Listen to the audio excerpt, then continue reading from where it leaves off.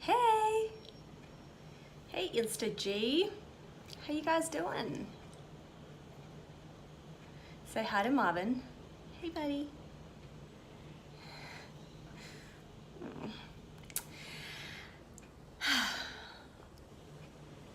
I'll just wait for a couple of seconds till everybody can join. How you guys doing? Give me a bit of a wave when you join. Let me know where you're from. I'm going to be talking a little bit about visibility today and how I have literally just got off the phone with someone, giving them some simple strategies on how to navigate your way through the emotions of wanting to be invisible, even though you may need to be visible. So yeah, a little bit of a run around. Hey, Kelsey Yogini, is that how I say it? Kelsey? Yeah. All right, so a lot of the work that I do has got deep roots in various practices that I've been doing for the whole of my life, really. And I say the whole of my life because even though I only started yoga in my late teens, I kind of was practicing yoga, Kelsey babe. I was practicing yoga by being at one with myself. This is the practice of yoga. So a lot of us in the West think that yoga is like fancy pretzel movements and, you know, flexibility and all those sorts of things, but it's not only that. That's one part of it. There's so many other variations of the word yoga. And so I like to encompass all of that in my teachings and in my practicing and when I'm supporting clients and friends, peers, family members. One of the things that's come up is I have a really, really good girlfriend of mine who is, oh my goodness, it's so hot here in Sydney. I'm so hot, my dog is sitting on my lap and he's like a furnace. And if I put him down, he'll be like, I need to get up. So I digress. I have a really good girlfriend of mine who we were talking this morning, and she has this feeling that if she speaks her truth and does what she really wants to do in her life, that she will be ridiculed. Take a walk around. Yeah, I should. That she will be ridiculed, that she will be judged, that she will be made to be wrong. And I understand this feeling, although I have never felt it in terms of being on camera or standing up in front of people and talking. That's never been my experience. However, I do understand from a deeper level how this can really affect your life. Like when you don't speak your truth, you may be in a group of people and you silence yourself because you're worried about what they're going to think, or you hold back on your true thoughts, beliefs because you don't want to feel judged. And one of the very, very simple things that I do is I use my oils. So I'm an oils advocate and an essential oils educator, and I use my oils because it is taking the physical, like I'm physically picking up something and taking a deep breath in, and it has an incredibly powerful way of changing a pattern, a behavior, a thought pattern, which then manifests in the physical body. And I found this practice to be so incredibly powerful that I have to share it with you. So the practice of being visible comes from practice. Like you have to practice being visible. You have to practice speaking your truth. And one of the main things that I do quite often is use the oil of Litsea, which is a really powerful essential oil. I use it as a mobilizer of will, right? So if I truly want to show up in the world and deliver a message, or if I want to show up in my friendship circle in a way that's going to be true and authentic, this is my will. Yeah, that it is how I truly feel, and it's what I really want to bring to the world or to the conversation or in whatever setting.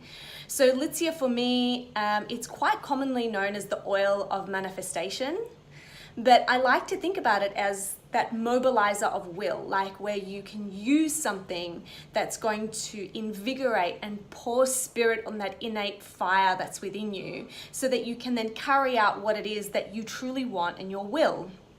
So, you know, I do a lot of my work, emotional healing work, with a book that's written by Daniel MacDonald, which is just a really great book about emotions and how you can use essential oils to support your emotional body. And so even though the book in itself doesn't go through the exact reasons why these oils are so powerful on the physical body, I want you to imagine that in Eastern practices, we as a human body, our brain and our bodies are connected. A lot of the time, you may have been taught, and this may not be you, but I've heard a lot of people, and I was taught this way, we are taught that our brain is separate from our bodies, and that in Western medicine, like we kind of treat each part of our body separately. We don't kind of look at all of them together as the whole. That's a very loose description of the two practices. But when you look at Eastern medicine or Eastern philosophies, the whole body is one. And so when you have a thought, it creates a chemical reaction in the brain, it then follows on to an emotion, and that emotion then sets in the body. And according to various Eastern practices, if you are not in touch with your emotions and you don't allow your emotions to actually surface and leave the physical body, so this may look like crying or, you know, expressing anger in a controlled environment, of course, then what happens is these emotions, they settle in the physical body, and we may find dis-ease or disease, or we may find that we get ill, or, you know, any of those sorts of symptoms. And that's just an indication that the body's out of homeostasis. So when you look at the body, if you're looking at our willpower, I always like to think of my willpower as being in my solar plexus. So this is, you know, the source of where all of my power comes from, where I draw my power from. And so when I am looking for inspiration and inspiration hits me, right, then there's going to be the next phase of that inspiration is to actually go into action. And sometimes the fear of being seen, the fear of being visible, the fear of putting yourself out there for judgment or whatever it is that you're scared of will hold us back, as opposed to us actually going out in the world and either speaking our truth or doing whatever it is we want to do. So we want to start looking at this powerhouse here, yeah, this part of the body, the solar plexus. In yogic terms, we call it Manipura chakra, but without having to know the chakras and all those sorts of things, just think of it as this little part of the body, right? The just above the navel and below the breastbone, your solar plexus. So yeah, when you open up your mind and you allow these inspirations to come and then you go into action, there's that block that may be stopping you from going to action, so you can use your oils. And so the oil that I'm talking about, her name is Litsea, L-I-T-S-E-A. Excuse me, she is a citrus. She's a citrus oil, and she is really sweet and you're back. Yeah, really sweet and fruity, and I kind of feel like she's like my courage in a bottle. I really love using her. She blends really well with other oils like lavender. Almost fell off my chair. Hilarious. Lavender. She blends really well with basil and bergamot and even geranium. Really, really good oils to blend her with. In fact, I've got her in the diffuser right now and it's just incredible. And so I may either put her in a diffuser, I may take a deep breath from the bottle, I may put a drop in my palm and just take a couple of deep breaths. And the practice that I really love infusing, Gerania, is to perhaps, take a deep breath from the bottle and then place your right hand on your solar plexus. And what I imagine is that as I'm breathing it in through my nose, it's filtering all the way down my spine into my solar plexus and then coming up the front of my spine through my nose again. So this is like following the breath, breathing in and then breathing out into my solar plexus. So I'm breathing that energy into this state of power and this powerhouse.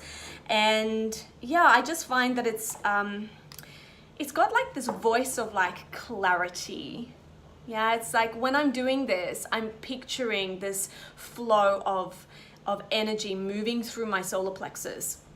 And I may want to do that for 1 minute, 2 minutes, 3 minutes, 10 minutes. It doesn't matter how long, but stay there until you kind of feel a surge of energy, or you feel clear, or you feel that you're kind of open. It really just opens you up to possibilities. And that's where you really want to be. You want to be in the state of receptivity. Always. You always want to be, well, not always, but if you're looking to be in a state of, standing in your truth, So I really hope that helps you. Let me just read these comments here. I'm feeling this need to operate in my will. Yeah. It's a really, really beautiful practice. I feel that I'm doing the will of others too often. Yeah. Yes. I mean, this is just, you were taught, I was taught at school that you fit in. That's what happens, right? You go to school, you fit in, don't stand out, don't do this, don't talk, and all of those things that kind of condition us to just fit into this box. And then as we grow older, all we want to do is be different. We want to express what's truly in here, but we get really, really scared because we were I was suppressed at school a lot, so yeah, in the system. So Litsea is just a really, really beautiful oil to help me that it just reminds me of the power that I have within me. I don't have to look for external gurus and people to tell me what to do. That whenever I'm feeling, I don't even use the word stuck, but when I feel like I'm rigid and like there's no flow in my life, I may want to stop, take a couple of deep breaths with some Litsea, practice the energy going into my solar plexus, and then being able to kind of carry on with my day. So Litsea is the oil. I must say that I don't advocate for any other oils than doTERRA. They are the most incredible oils, and the company has got a philanthropic heart the size of the universe. I just love them so much. And I'm a very proud advocate and partner with doTERRA. So if at any point you're watching this and you're like, this sounds like something that I really want to experiment with, and I want to try some of these breathing practice and empowerment practices with this oil, then just send me a DM or comment below and I will send you some information. There's also a couple of links in my bio so you can watch, read, feel free to absorb as much information as you want. You're so welcome. Satnam. Have a beautiful day, guys, and yeah, may all of your manifestations come true. May you have the power within to carry through whatever it is that you want in your life, because this is where true seat of happiness is found. Mwah. Take care.